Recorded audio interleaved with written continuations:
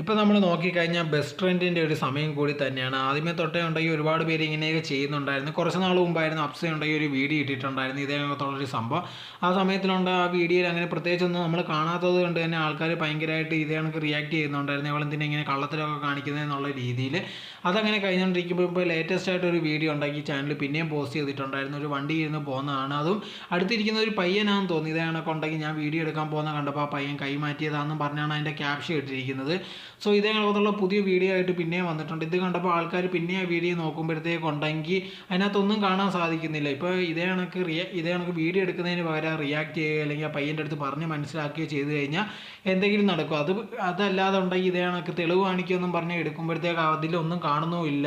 ആൾക്കാരുണ്ടെങ്കിൽ അവരെ പറ്റി കുറ്റം പറഞ്ഞുകൊണ്ടേ ഇരിക്കുക. യഥാർത്ഥത്തിൽ ഇതേ കണക്കുള്ള ഇഷ്യൂ വരുമ്പോഴത്തേക്ക് വീഡിയോ എടുക്കുന്നതിന് പകരം അതിനെതിരെ പ്രതികരിക്കുക വേണ്ടി. ഇപ്പോൾ തെളിവിന് വേണ്ടിയാണോ ഈ വീഡിയോ എടുക്കുക ഇല്ലെന്നൊന്നും പറയുന്നില്ല. എന്നാൽ പോലും ഉണ്ടെങ്കിൽ ഇതേ കണക്ക് വീഡിയോ എടുത്ത് പോസ്റ്റ് ചെയ്യുന്നതിന് പകരം ഇതേ കണക്കുള്ള അനുഭവം വന്നിട്ടുണ്ടെങ്കിൽ തീർച്ചയായിട്ടും പ്രതികരിക്കുക. അത് വിട്ടിട്ടുണ്ടെങ്കിൽ ഇതേ കണക്ക് വീഡിയോ പോസ്റ്റ് ചെയ്യുക. വീഡിയോയ്ക്കകത്ത് നോക്കി അങ്ങനെ ഒന്നും കാണുന്നതുമില്ല. അങ്ങനെ ഇരിക്കുന്ന സിറ്റുവേഷനുണ്ടെങ്കിൽ അവർക്കെതിരെ ആയിരിക്കും ആൾക്കാർ മെയിനായിട്ട് തിരിയുന്നത്. ഇപ്പോൾ ഇതൊരു ട്രെൻഡായിട്ട് പോയിക്കൊണ്ടേ ഇരിക്കുകയാണ്.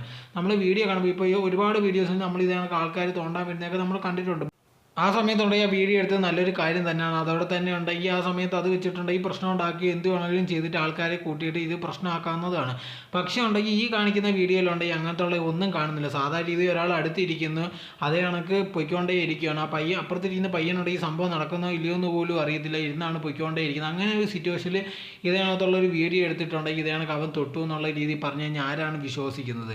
എന്തെങ്കിലും തെളിവാണോ? അതല്ലെങ്കിൽ ഇതേ കണക്ക് തൊട്ടു എന്ന് പറഞ്ഞ് കംപ്ലയിൻറ്റ് ചെയ്യുക. ആ സമയത്തുണ്ടെങ്കിൽ അത് ഇഷ്യൂ ആയിട്ട് നോക്കുമ്പോൾ ഇന്നത്തെ കാലത്തുണ്ടെങ്കിൽ ബസ്സിനകത്ത് CCTVയും കാര്യങ്ങളും ഉണ്ട്. അല്ലെങ്കിൽ അപ്പുറത്തിരിക്കുന്ന ആളുടെ അടുത്തായാലും പറഞ്ഞാൽ മതി ഇതേ കണക്ക് സംഭവം ഉണ്ടെന്നുള്ള കാര്യം.